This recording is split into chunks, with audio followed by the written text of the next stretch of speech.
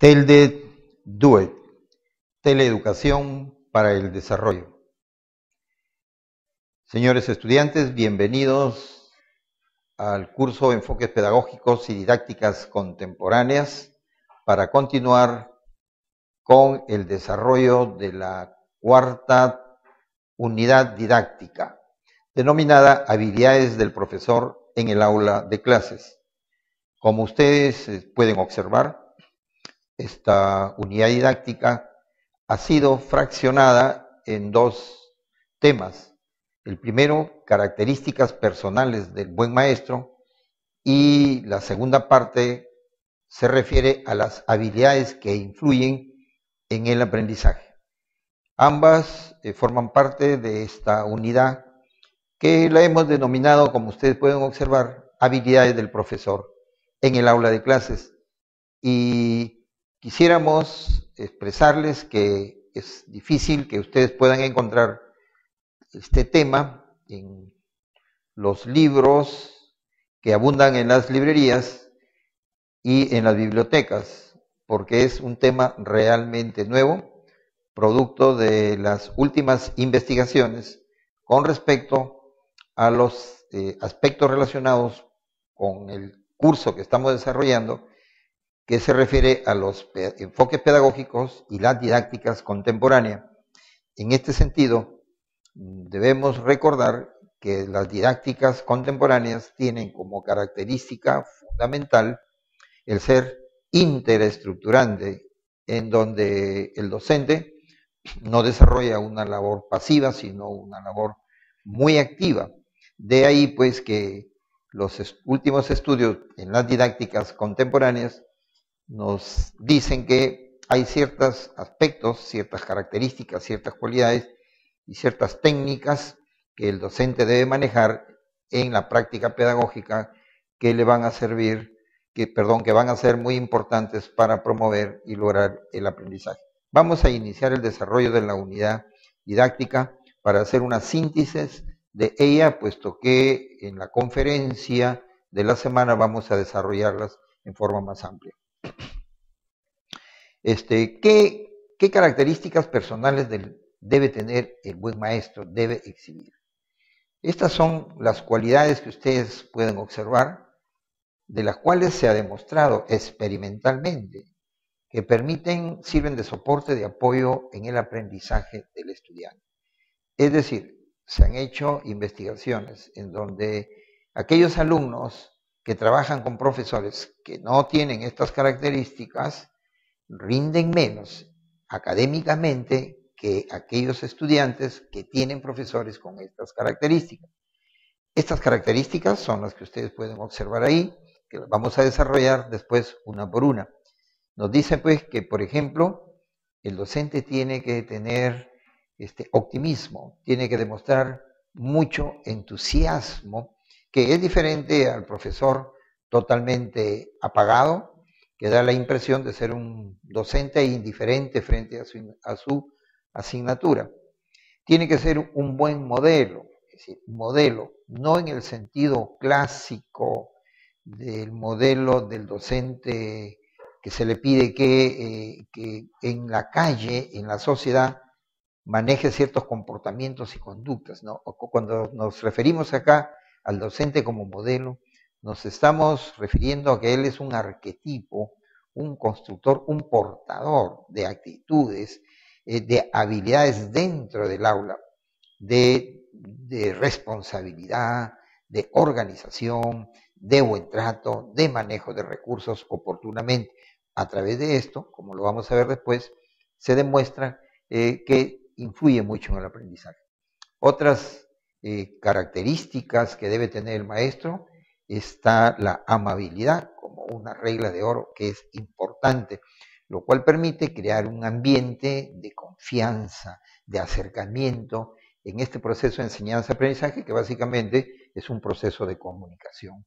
El interés que muestran los profesores por los alumnos mediante un seguimiento que hacen de ellos, no solo para la parte instruccional del aprendizaje, es decir, los conocimientos, sino con relación al cultivo de los valores, a las actitudes, es muy importante el demostrar empatía también, que va amarrada a la cualidad anterior, es decir, interesarse por las situaciones que atraviesa el estudiante con respecto al curso, que no deben ser indudablemente dejadas de lado, sino que el docente tiene que sentir como realmente siente el alumno frente a una situación de aprendizaje.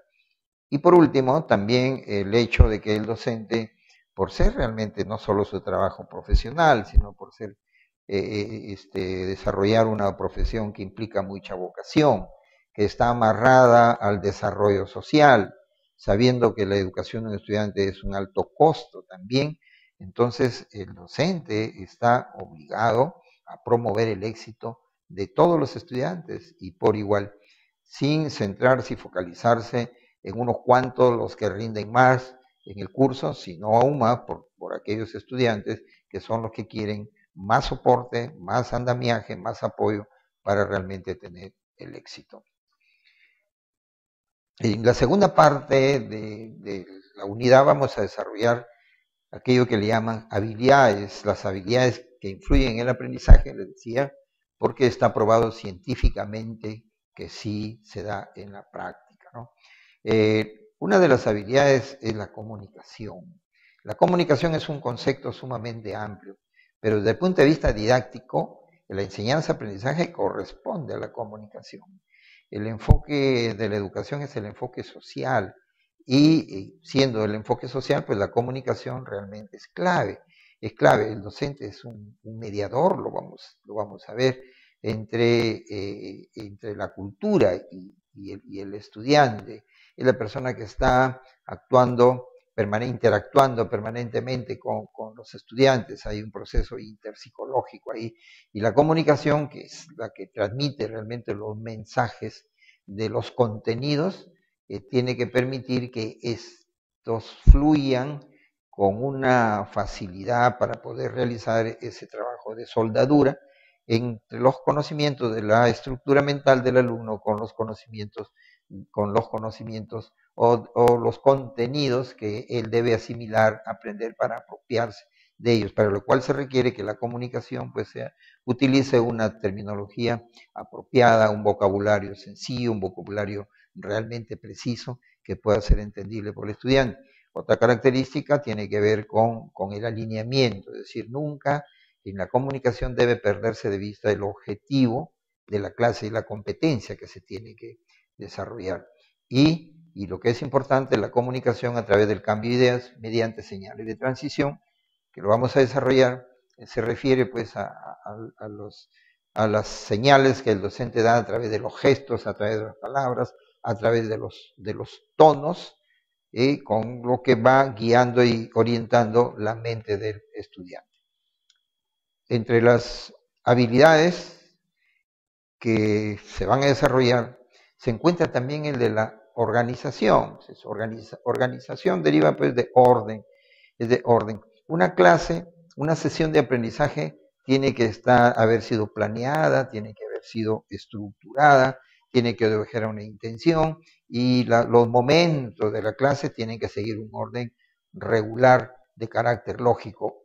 Si nosotros trabajamos con la teoría del aprendizaje significativo, indudablemente que el pensamiento lógico, el orden lógico, tiene muchísimo realmente peso. Así como en la administración hay este principio que dice que cada cosa en su lugar y un lugar para cada cosa, pues también en el aula, desde el punto de vista de una administración de ella, pues el docente tiene que tener todo en orden para facilitar que se cumplan los tiempos reales, que no se den interrupciones, etcétera, etcétera.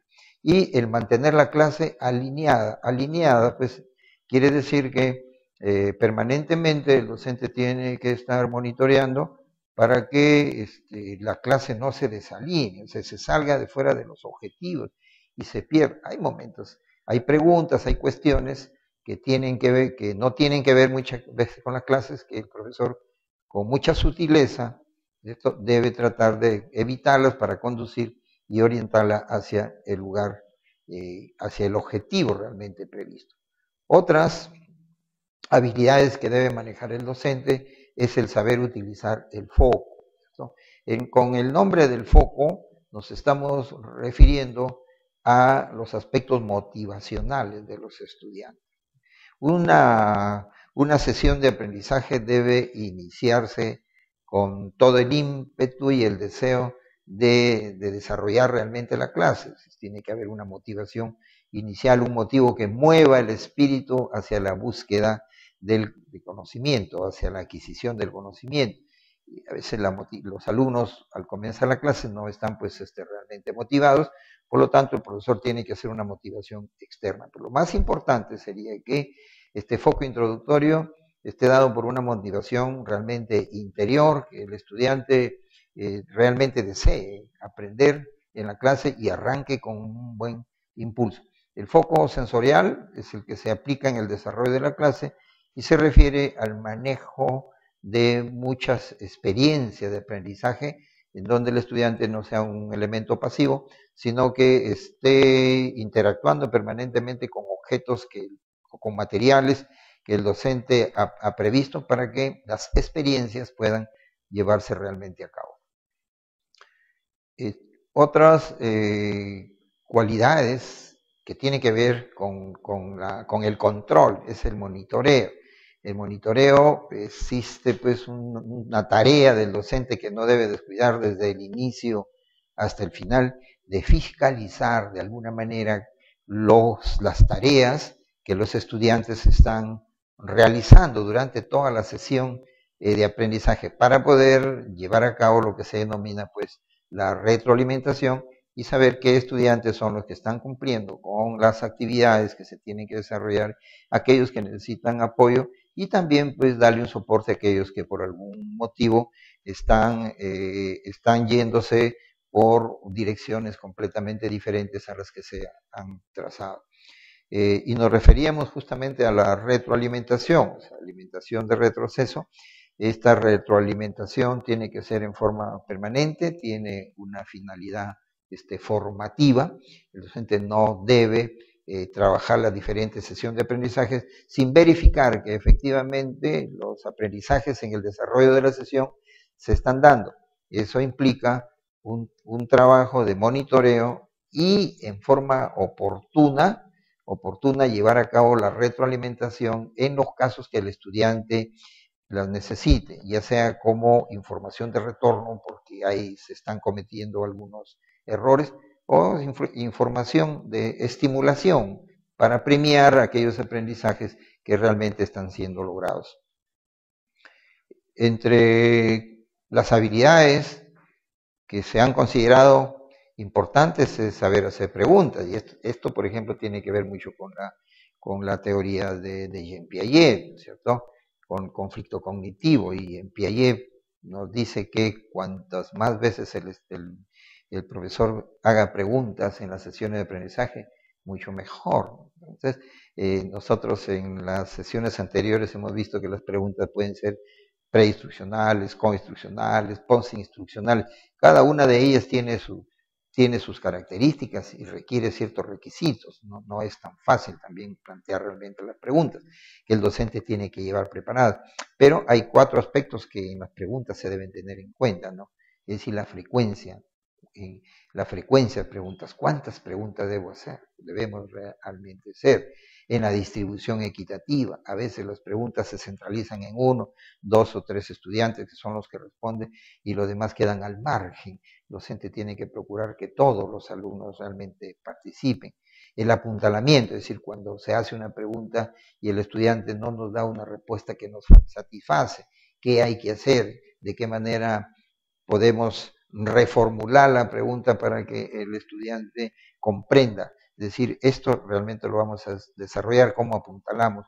Y los tiempos de espera, que por la experiencia también tenemos que trabajarlo. Es decir, cuánto tiempo debemos esperar la respuesta del estudiante una vez que nosotros hemos planteado la pregunta. Es un tiempo de espera largo, es un tiempo de espera corto. Vamos a ver que esto es realmente relativo y que depende de algunos otros factores que vamos a estudiar. Y por último, toda sesión de aprendizaje implica también un trabajo, realmente un esfuerzo, un esfuerzo de un estudiante y tiene, así como la sesión tiene un inicio, también tiene un final. Pero ¿cómo debemos hacer el final? Eso se llama revisión y cierre. Hay estrategias metodológicas de enseñanza que nos dicen cómo debemos cerrar una clase y cómo debemos revisar. Si la revisión debe ser al final, la revisión debe ser intermedia, debe ser al comienzo, cómo realmente manejarla y cómo puede ser más útil. La debe ser el docente, la debe ser el profesor, eso es lo que vamos a ver. Y al final, el cierre de la clase, que normalmente se hace pues, con un resumen, utilizando esta estrategia, mediante la cual el profesor verifica si es que los aprendizajes se han logrado. Pues bien, señores estudiantes, esta vez hemos hecho una síntesis de la clase de la semana y también aprovechamos para indicarles que no se olviden de lo que estamos en este curso llamándole misiones. Las misiones que son las tareas o los trabajos que ustedes tienen que hacerlos llegar oportunamente de acuerdo a las instrucciones que se les está dando en la guía realmente del curso. Me despido de ustedes y nos vemos la próxima semana.